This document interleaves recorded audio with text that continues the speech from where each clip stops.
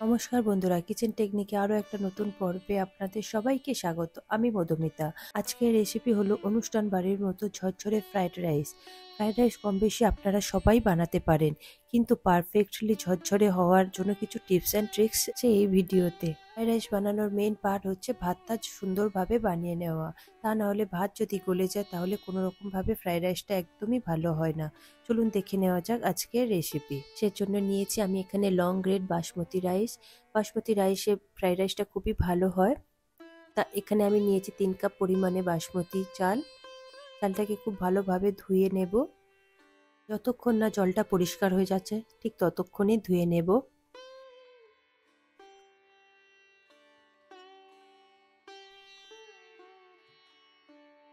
দেখুন ধোয়া আমার হয়ে গিয়েছে। এরপরে আমি 1 ঘন্টা জলে আমি ভিজিয়ে রেখে দেব। একটু বেশি সময় ধরে চালটা ভিজিয়ে রাখলে ভাতটা খুবই সুন্দর হয়, লম্বা হয়। ফ্রাইড রাইসের জন্য যে ভেজিটেবল গুলো লাগবে তার মধ্যে নিয়ে নিলাম 200 গ্রাম পরিমাণে বিনস। বিনস গুলোকে আমি এইভাবে দেখুন কোনাকুনি ভাবে কেটে নিচ্ছি। এইভাবে কাটলে ফ্রাইড রাইসটাও দেখতেও খুব সুন্দর হয়।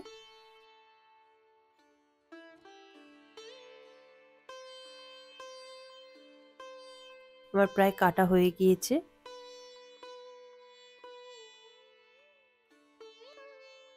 সরিয়ে রাখলাম। এরপর নিয়ে নিয়েছি আমি একটা গাজর। গাজরটা প্রথমে খোসা ছাড়িয়ে নেব। এরপরে গাজরটাকে আমি 4টে টুকরো করে নেব।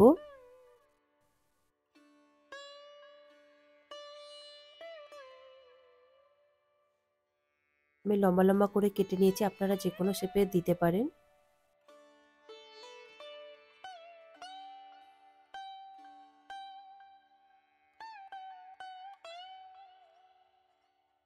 দেখুন গাজরটা আমার কাটা হয়ে গিয়েছে। এরপর নিয়েছি হাফ কাপ পরিমাণে কড়াইশুঁটি আর নিয়েছি 3 রকমের ক্যাপসিকাম।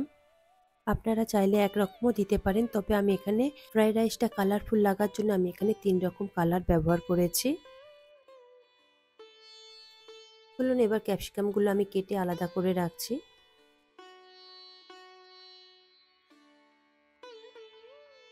ক্যাপসিকামের মাঝখান থেকে এই দানাটাকে কেটে বাদ দিয়ে দেবেন। এরপর মাঝখান থেকে একটা টুকরো করে আমি লম্বা লম্বা করেই সরু সরু করে কেটে নেব। কাটা হয়ে গিয়েছে, সরিয়ে রাখলাম। এরপরে ইয়েলো কালারের ক্যাপসিকামটা আমি কেটে নেব। ঠিক একই রকম ভাবেই কেটে নেব 3 রকম কালারের ক্যাপসিকাম।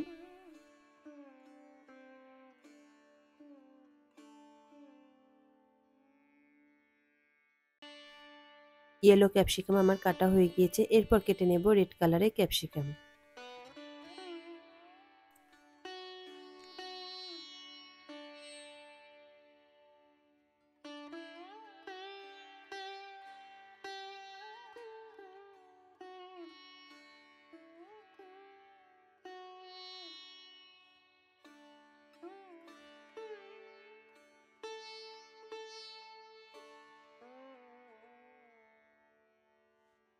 দেখুন রেড কালারও আমার কাটা হয়ে গিয়েছে, সরিয়ে রাখলাম। এরপরে নিয়ে নিয়েছি আমি 2 টেবিল চামচ পরিমাণে কাজু আর 2 টেবিল চামচ পরিমাণে কিশমিশ। এগুলোকে আমি একটু জলে ভিজিয়ে রেখে দেব। এরপর তৈরি করে নেব ভাতটা। দিয়ে নিয়েছি কিছু ফুটা পরিমাণে জল। জলের মধ্যে দিয়ে দিলাম 4টে তেজপাতা আর দিয়ে দিলাম গোটা গরম মশলা, একটা স্টার অ্যানিশ, দিয়ে দিলাম একটা জয়িত্রী। দিয়ে দেবো এখানে 4 চা চামচ পরিমাণে নুন। তবে ভয়ের কিছু নেই, নুনটা বেশি হলেও ভাত প্রয়োজনের বেশি অ্যাবজর্ব করে না। দিয়ে দেব 2 চা চামচ পরিমাণে ভিনিগার। আপনারা চাইলে এখানে লেবুর রসও দিতে পারেন। লেবুর রস কিংবা ভিনিগার দিলে ভাতটা খুব সুন্দর সাদা হয়। সবকিছু দিয়ে এবার আমি জলটাকে ফুটতে দেব।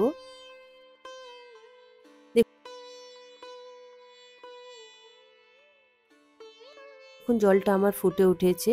এরপরে আমি ভিজিয়ে রাখা চালটা দিয়ে দেব।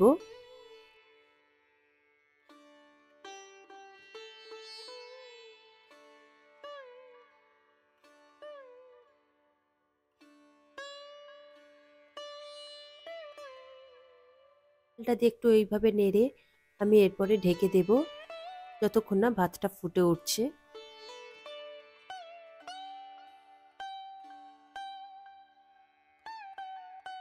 আমার ফুটে উঠেছে, এরপর আমি খুলে দেখে নেব। গ্যাসের চাল সবসময় 90% পর্যন্ত কুক করবেন, ওর থেকে বেশি কিংবা কম করবেন না, তাহলে গলে যেতে পারে আর কম করলে শক্ত থাকবে। এরপর দিয়ে দিলাম হাফ কাপ পরিমাণে কড়াইশুঁটি। আমি কড়াইশুঁটিটা এর মধ্যে দিয়ে একটু সিদ্ধ করে নিচ্ছি। পরে আমি একটু ভাতটা চেক করে নেব যে সিদ্ধ হয়েছে কি। দেখুন আমার ভাত সিদ্ধ হয়ে গিয়েছে 90%। গ্যাসটা আমি বন্ধ করে দিয়ে জলটা আমি ঝারিয়ে নিচ্ছি। ওই জলের মধ্যে রেখে দিলে কিন্তু ভাতটা পুরো গলে যাবে, তখন ফ্রাইড রাইস একদম ঝরঝরে হবে না। দেখুন আমি জলটা ঝারিয়ে নিচ্ছি। এরপর একটা কড়াতে আমি 2 টেবিল চামচ পরিমাণে সাদা তেল দিয়েছি আর 1 টেবিল চামচ পরিমাণে ঘি দিলাম। দিয়ে আমি এবার সবজিগুলোকে ভেজে নেব একে একে। প্রথমে দিয়ে দিলাম গাজর। সব সবজি একসঙ্গে ভাজা যায় না, যেহেতু ক্যাপসিকাম এখানে নরম তাই তাড়াতাড়ি গলে যায়। আর গাজর, বিনস এগুলো একটু শক্ত রয়েছে, তাই ওগুলোকে আগে একটু আমি ভেজে নিচ্ছি। গাজরটা দিয়ে আমি এখানে ভালোভাবে মিডিয়াম ফ্লেমে আমি ভেজে নেব, হাইতে দেব না, তাহলে তাড়াতাড়ি কালো হয়ে যেতে পারে। আমি এখানে নুন দিয়ে ভাজিনি, নুন দিয়ে ভাজলে গাজরটা নরম হয়ে যাবে, খুব নেতিয়ে যায়। দেখুন ভাজা আমার হয়ে গিয়েছে, এবার আমি তুলে নিলাম। দিয়ে দিলাম বিনস। বিনসটাও ঠিক একই রকমভাবে মিডিয়াম ফ্লেমে আমি ভেজেছি। সবজি ভাজার সময় আমি কোনো রকম নুন ব্যবহার করিনি, সবজিটা তাহলে খুব তাড়াতাড়ি নেতিয়ে যায়, নরম হয়ে যায়। বিনসও আমার ভাজা হয়ে গিয়েছে। 4 থেকে 5 মিনিট মতো করে আমার টাইম লাগছে ভাজতে। এরপরে আমি দিয়ে দিলাম ক্যাপসিকাম। ক্যাপসিকাম নরম যেহেতু, এ ভাজতে খুব একটা বেশি সময় লাগবে না। আমি 3 রকম ক্যাপসিকাম একসঙ্গে দিয়ে দিচ্ছি।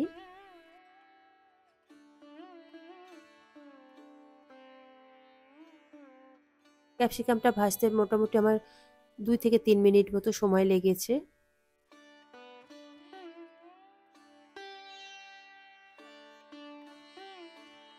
দেখুন ক্যাপসিকাম আমার ভাজা হয়ে গিয়েছে, তুলে রাখলাম।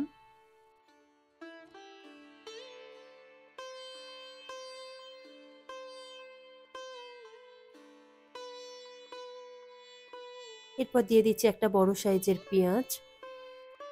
পেঁয়াজটা আমি বেরেস্তার জন্য ভেজে নেব।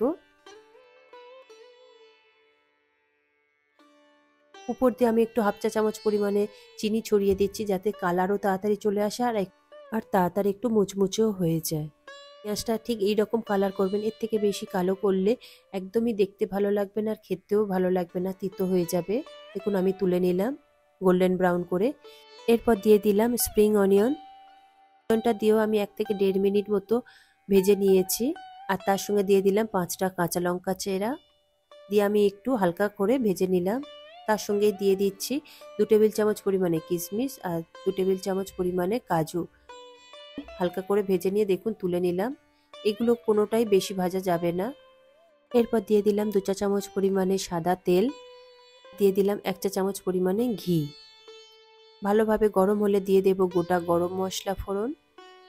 আমি 10 থেকে 15 সেকেন্ড মতো ফোড়নটা ভেজে নিয়ে দিয়ে দেব ফ্রাইড রাইসের জন্য তৈরি করে রাখা ভাত।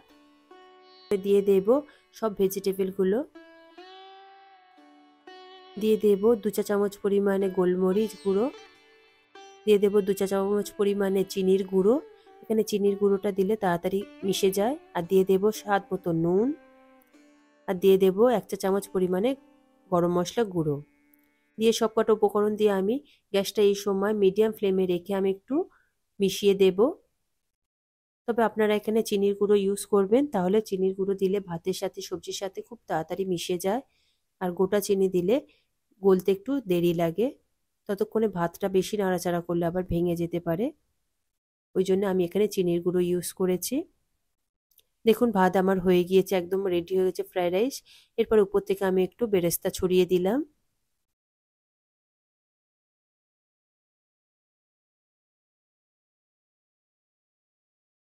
আমি গ্যাসের ফ্লেমটা বন্ধ করে দিয়েছি। দিয়ে আরও একবার আমি বেরেস্তাটা মিশিয়ে দেব।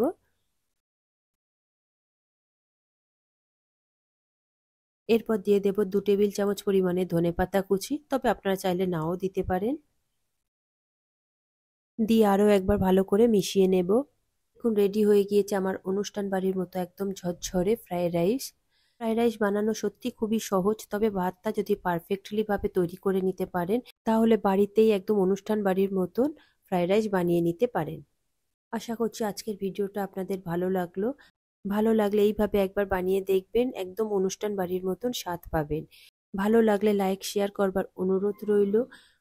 সাথে এই রকম সব নিত্য নতুন রেসিপি পাওয়ার জন্য কিচেন টেকনিককে সাবস্ক্রাইব করে পাশে থাকার অনুরোধ রইল। তবে আজকের মতো এই পর্যন্ত। আবারও দেখা হবে অন্য কোনো রেসিপির সাথে। সবাই ভালো থাকবেন, সুস্থ থাকবেন।